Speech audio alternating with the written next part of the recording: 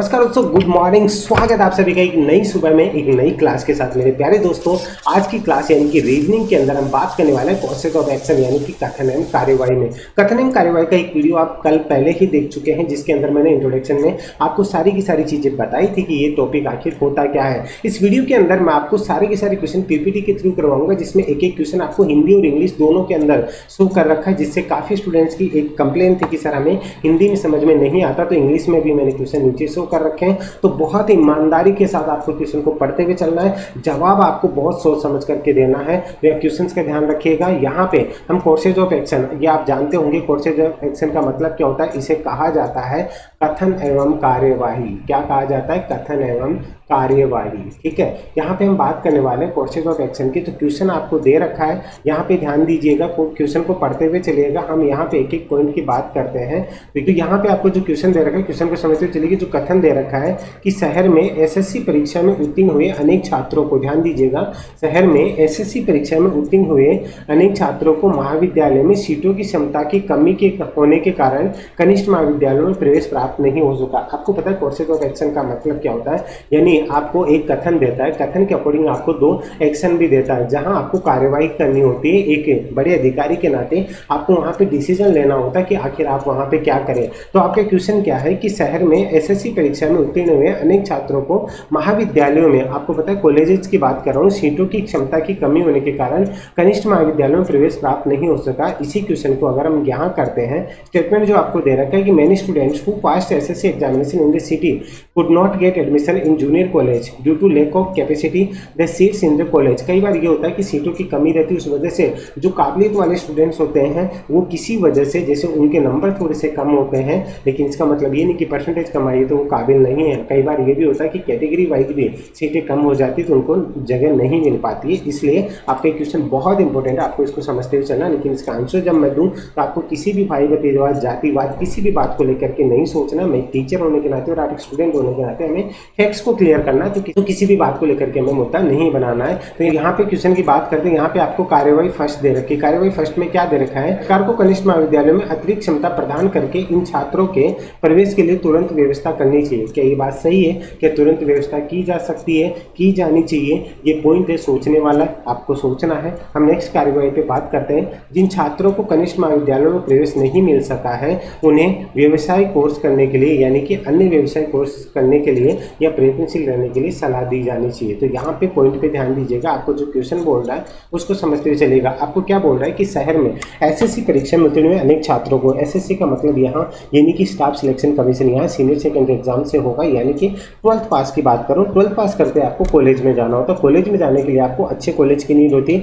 जैसे मैं राजस्थान की बात करूँ, जयपुर की जो टॉप कॉलेज है वो यहाँ पे आर्ट्स के लिए और साइंस के लिए महाराजा और महारानी कॉलेज है। अगर आप कहीं आप बाहर से भी इस वीडियो को देख ले तो आपने महाराजा कॉलेज और महारानी का नाम सुना होगा। बहुत स्पेशल कॉलेज है राजस्थान की, यानी कि ऑल इंडिया में इनको जाना जाता है। अगर मैं कॉमर्स की बात करूँ तो यहाँ पे कॉमर्स कॉलेज के नाम से जाना जाता है, जो कि कॉमर्स का कॉलेज है। इनके लिए स्टूडेंट को हमेशा एक सपना होता है कि मुझे महारानी में जाना है और मुझे महाराजा में जाना है, और कॉमर्स के स्टूडेंट को कॉमर्स कॉलेज में जाना है। लेकिन अगर उनकी कट ऑफ ज़्यादा होती है, स्टूडेंट्स का अगर सिलेक्शन नहीं हो पाता है, तो वो आखिर करे क्या? तो यहाँ पे बड़ी समस्या बनी हुई है। स्टूडेंट क्या कई बार ये होता है कि मेरा उस कॉलेज में एडमिशन नहीं हुआ तो मुझे सुसाइड कर लेना चाहिए। बहुत से ऐसे ख्याल आते हैं, और आजकल के बच्चे, ये सबसे बड़ी प्रॉब्लम है कि ऐसे डिसीजन लेकर के आप खुद भी पछताते हैं और उनके घर वाले पीछे रोते रह जाते हैं। ये सबसे बड़ी समस्या है। तो यहाँ पे बात कर रहा हूँ कि शहर में एसएससी परीक्षा में उत्तीर्ण हुए अनेक छात्रों को महाविद्यालय में सीटों की क्षमता की कमी होने के कारण कनिष्ठ महाविद्यालयों में प्रवेश प्राप्त नहीं हो सका। ठीक है, यहाँ पे इसका मतलब क्या होगा कि ये ऐसा क्यों हुआ? तो यहाँ पे क्वेश्चन आपको इंग्लिश में भी दे रखा है, इसको पढ़ते हुए चल सकते हैं आप। यहाँ पे सरकार को कनिष्ठ महाविद्यालयों में अतिरिक्त क्षमता प्रदान करके इन छात्रों के लिए तुरंत व्यवस्था करनी चाहिए। देखिए ये है, यहाँ पे जो सबसे बड़ी प्रॉब्लम है कि प्रवेश के लिए तुरंत व्यवस्था करनी चाहिए। यहाँ पे अगर हम इसको सही तो कर सकता था, लेकिन यहाँ पे क्या दे दिया कि तुरंत। तो एक इमीडिएटली अगर किसी भी चीज़ को मैं बात करूँ तो वो पॉसिबल है या नहीं है, वो एक डिपेंड करता है कि सरकार क्या डिसीजन लेती है। आपको पता है कि यहाँ पे जो प्रमुख होता है विश्वविद्यालय के, किसी के भी प्रमुख होते हैं, वो वहाँ के राज्यपाल होते हैं, वो ध्यान रखिएगा। ठीक है, यहाँ पे तो इसकी बात करूं कि तुरंत व्यवस्था करनी चाहिए सरकार को, तो यहाँ पे कि ये पॉसिबल है, देखिए इम्पॉसिबल भी कुछ भी नहीं है, लेकिन मैं इसको एक पॉसिबिलिटी मान सकता हूँ कि ऐसा किया जा सकता है, क्योंकि नहीं किया जाए इतना इम्पॉसिबल काम भी नहीं है। तो कनिष्ठ महाविद्यालयों में जो अतिरिक्त क्षमता प्रदान, कई बार सीटें बढ़ाई जा सकती है। आपने देखो कि छात्रों के द्वारा छात्र आंदोलन किए जाते हैं, उसको लेकर के बाद में सीटें बढ़ाई भी जाती है, तो इसको लेकर के सीटें बढ़ाई जा सकती है, लेकिन बढ़ाई जाए ये मैं कंफर्म नहीं कह रहा हूँ। दूसरा जो आपको एक्शन दे रखा है, एक्शन को देखिए कि जिन छात्रों को कनिष्ठ महाविद्यालय में प्रवेश नहीं मिल सका है उन्हें व्यवसायिक कोर्स करने के लिए प्रयत्नशील करने की सलाह दी जानी चाहिए। मान लीजिए कई स्टूडेंट्स का सिलेक्शन नहीं होता है, वो नाराज से होते रहते हैं, वो अपने आप से दुखी होते रहते हैं कि मुझे महाराजा में एडमिशन लेना था लेकिन मुझे नहीं मिला। तो क्या महाराजा में एडमिशन नहीं मिला तो क्या हम जिंदगी खत्म थोड़ी कर देंगे? हमारे पास और भी बहुत से ऑप्शन है। मान लीजिए मुझे वहाँ पे महाराजा से बीएससी करना था, बीएससी में मेरा एडमिशन नहीं हो पाया, बीएससी में मेरा एडमिशन नहीं हो पाया, तो मैं ये समझा सकता हूँ। मान लीजिए कोई स्टूडेंट था, कॉलेज से आ रहा था, मुझे रास्ते में कहीं मिल गया, बहुत दुखी था, ये मन कर रहा था उसका कि मैं बस अब सबको छोड़ छाड़ की बस से अभी के अभी पूछ जाऊँ, लेकिन ऐसे सब ख्याल मन में आते। तो मैंने उसे समझाया कि बेटा सबसे बड़ी प्रॉब्लम ये थी कि आपको बीएससी करना था, लेकिन बीएससी में आपका सिलेक्शन नहीं हुआ, लेकिन क्या जिंदगी में और कोई एम नहीं बचा है? आपके दोस्त जिनका बीएससी में वहाँ सिलेक्शन हो गया, तो आपको प्रॉब्लम ये है ना कि मेरे दोस्त वहाँ महाराजा में एडमिशन ले चुके हैं, या फिर कोई गर्ल होगी तो आपके दोस्त है वो महारानी में एडमिशन ले चुके हैं। तो एक काम कीजिए, अगर वो 3 साल तक वहाँ पे ध्यान दीजिएगा, 3 साल तक अपने कोर्स को कंप्लीट करेंगे, उसी 3 साल तक आप अपनी जो भी आपकी बीएससी थी वो प्राइवेट कर सकते हैं। ठीक है, प्राइवेट करने के साथ साथ आप 3 साल तक कॉम्पिटिशन एग्जाम की प्रिपरेशन कीजिए। मेरी बात को गौर से सुनिएगा। अगर मैं ये बताता हूँ कि आप 3 साल तक जो है गवर्नमेंट एग्जाम की प्रिपरेशन कीजिए, 3 साल से पहले अगर आप 1 साल के अंदर भी अपने आप को प्रिपेयर करते हैं, दूसरे साल में भी अगर आप वहाँ पे जॉब लग जाते हैं, ध्यान दीजिएगा, अगर दूसरे साल में आप जॉब लग जाते हैं तो आपका जो दोस्त था 3 साल तक बीएससी वहाँ पे कर रहा है, जो कि एंजॉय कर रहा है, यहाँ पे वो अच्छा होगा या आप होगा? क्योंकि वो जब तक वो 3 साल तक बीएससी करके बैठा होगा, निकला होगा, तब तक आप एक जॉब आपके हाथ में होगी। तो ये बताइए, अन्य व्यवसाय कोर्सेज का मतलब अगर आप ये कर सकते हो, आप गवर्नमेंट जॉब की प्रिपरेशन नहीं करना चाहते तो आप बीएससी कर रहे थे तो कोई बात नहीं, आप वहाँ पे दूसरी जो लिस्ट है उसके अंदर आप ट्राई कीजिए। अगर वहाँ पे भी नहीं होता तो आप बीएससी मत कीजिए, काम कीजिए, मैं आपको ये बता सकता हूँ कि आप बीसीए कर लीजिए।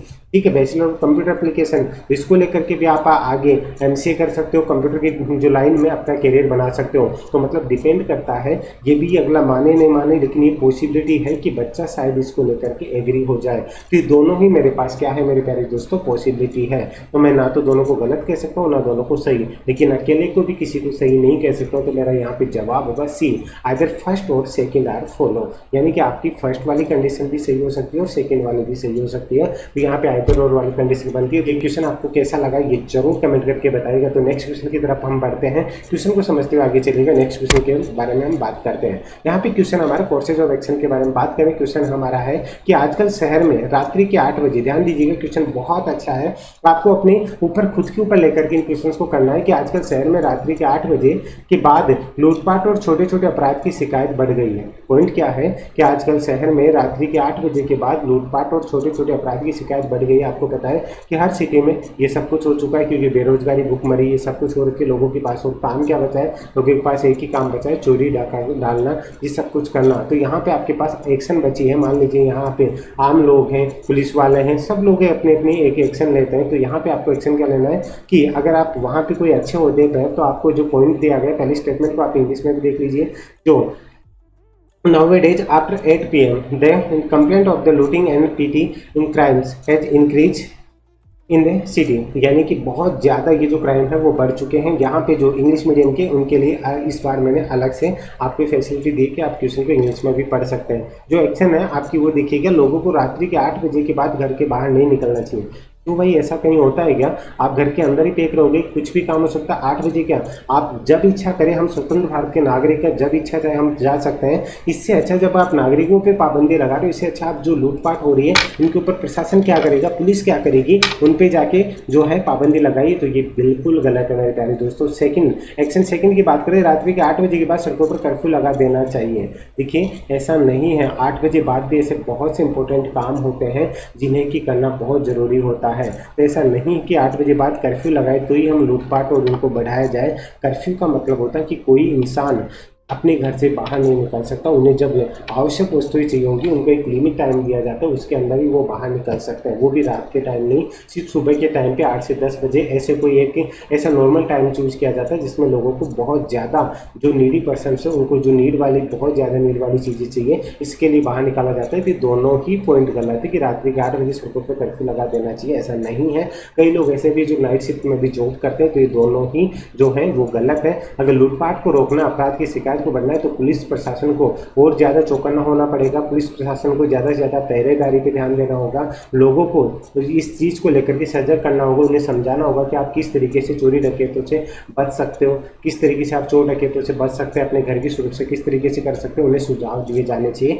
ना कि कर्फ्यू लगा दी जानी चाहिए या फिर पब्लिक पर बाउंडेशन लगा दी जानी चाहिए। तो उम्मीद करता हूँ ये समझ में आया होगा। इसका आंसर होगा डी, ना तो फर्स्ट सही और ना ही सेकंड सही। तो मेरे प्यारे दोस्तों, क्लास कैसी लग रही है बताते जाइएगा। एक और चीज़ मैं आपको बता दूँ, रीजनिंग की जो PDF है वो आपकी 99 रुपीज़ में अवेलेबल है, जिसके लिए आप मुझे यहाँ पे कमेंट कर सकते हो 7733943243। ये मेरे व्हाट्सअप नंबर है, ठीक है। एक बार फिर से बता देता हूँ, 7733943243, ये मेरे व्हाट्सअप नंबर है। यहाँ पे आकर के आप मुझे व्हाट्सअप कर सकते हो।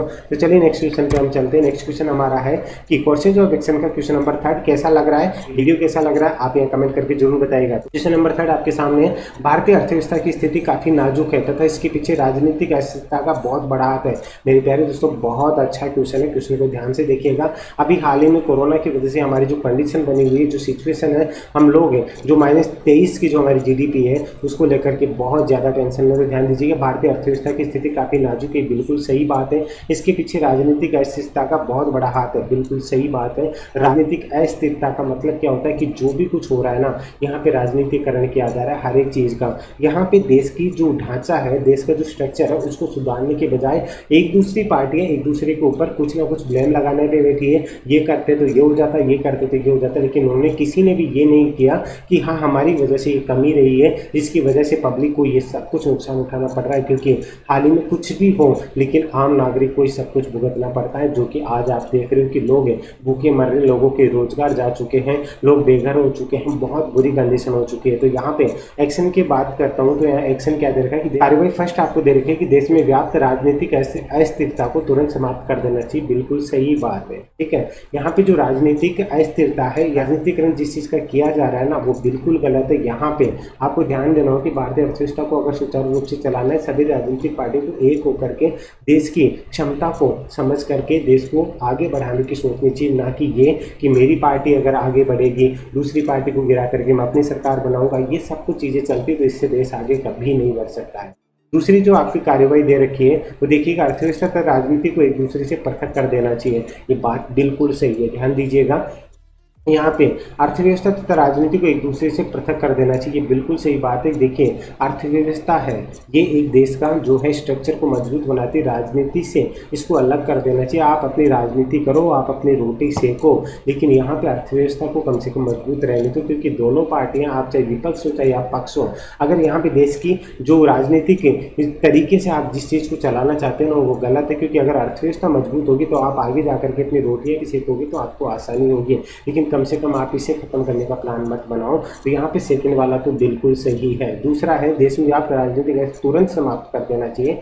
ये बात यहाँ पे तुरंत का मतलब हैंड टू हैंड नहीं कर सकते। यहाँ पे ये चीज़ क्या हो जाएगी, यहाँ पे पॉसिबिलिटी, क्योंकि इंडिया में ये चीज़ तुरंत किया जाना इम्पॉसिबल सा है। एक चीज़ मैं आपको बता दूँ, पॉसिबिलिटी अगर सही के साथ आती है तो भी गलत होती है, और पॉसिबिलिटी गलत के साथ आती है तो भी गलत होती है। तो पहला वाला पॉसिबिलिटी, दूसरा वाला पूर्णतः सही है, ठीक है। तो यहाँ पे आपका जो कार्यवाही है वो सेकंड सही है। आपको समझ में आया होगा। क्वेश्चन को अच्छे से देखिएगा और अपने जो भी राय है वो कमेंट करके बताते रहिएगा। चलिए हम चलते हैं नेक्स्ट क्वेश्चन की तरफ, ठीक है। यहाँ पे जो क्वेश्चन है आपका, इसको देखिएगा कि क्वेश्चन नंबर आपका जो लास्ट है, इसमें देखिएगा, अनियमित जनसंख्या वृद्धि एवं केंद्रीय गृह विकास ने, ठीक है, अनियमित जनसंख्या वृद्धि एवं केंद्रीय विकास ने भारत के लिए कई गंभीर समस्या खड़ी कर दी है। दिन प्रतिदिन भारी संख्या में बड़े शहरों की ओर जनसंख्या का पलायन जारी है। क्वेश्चन को अच्छे से समझिएगा, इसका जवाब आपको कमेंट सेक्शन में जाकर के मुझे देना है। क्वेश्चन आपको क्या दे रखा है कि अनियमित जनसंख्या वृद्धि एवं केंद्रीय गृह विकास ने भारत के लिए गंभीर समस्याएं खड़ी कर दी। एक तो अनियमित जनसंख्या वृद्धि, आपको पता है कि यहाँ पे जनसंख्या विस्फोट काफी भयंकर तरीके से हो रहा है। इसी के साथ केंद्रीय गृह विकास यानी कि केंद्रीय गृह मंत्रालय ने भी भारत के लिए कई गंभीर समस्या खड़ी कर दी है। दिन प्रतिदिन भारी संख्या में बड़े शहरों की जनसंख्या का पलायन हो रहा है, क्योंकि आपको पता है कि गाँव में रोजगार नहीं है। ठीक है, यहाँ पे गाँव में अगर रोजगार नहीं है तो हम करें क्या, इनका पलायन कहाँ होगा, सिटी की तरफ ही होगा। तो यह कार्यवाही क्या है कि जनसंख्या नियंत्रण के लिए लोगों में चेतना विकसित की जानी चाहिए, यानी जनसंख्या नियंत्रण के लिए लोगों को इसके लिए अवेयर करना चाहिए, उन्हें जागरूक करना चाहिए। ये बात सही है। दूसरा कार्यवाही सेकंड है कि गांव में लघु उद्योगों को बढ़ावा दिया जाना चाहिए। बिल्कुल सही बात है कि गांव में है लघु उद्योग, छोटे मोटे उद्योग जो भी हैं उन्हें लोगों को रोजगार मिल सके, इसको लेकर के सरकार को काम किया जाना चाहिए। तो यहाँ पे आपके दोनों ही जो है वो कार्यवाही है वो बिल्कुल सही है। फिर से देख लीजिएगा, जनसंख्या नियंत्रण के लिए लोगों को अवेयर करना चाहिए कि आप अगर 2 से ज़्यादा बच्चे करते हैं तो यहाँ पे सरकार ने रूल भी चला रखा है कि उनको गवर्नमेंट जॉब नहीं मिलेगी। इसको लेकर के बहुत से एक गाँव के लोगों को इसका नॉलेज नहीं है कि उनको किस तरीके से जनसंख्या पे नियंत्रण पाया जा सकता है। इन चीज़ों के बारे में बताना होगा, सरकार को ऐसे अभियान चलाए जाने चाहिए। बहुत सी चीज़ें हैं, दोनों ही कार्यवाही है तो आपकी बिल्कुल सही है। तो आपको क्लास कैसी लगी, कोर्सेज ऑफ एक्शन, यहाँ पे इस वीडियो में यही खत्म होता है। इससे रिलेटेड बहुत से इंपॉर्टेंट क्वेश्चन जिनको आप इसी ग्रेड करते हुए चलना है। तो आपको ये क्लास कैसी लगी कमेंट करके जरूर बताइएगा, और आपका प्यार और स्नेह यूं ही बनाए रखिएगा। अभी के लिए इजाजत दीजिए। जय हिंद, जय भारत, धन्यवाद।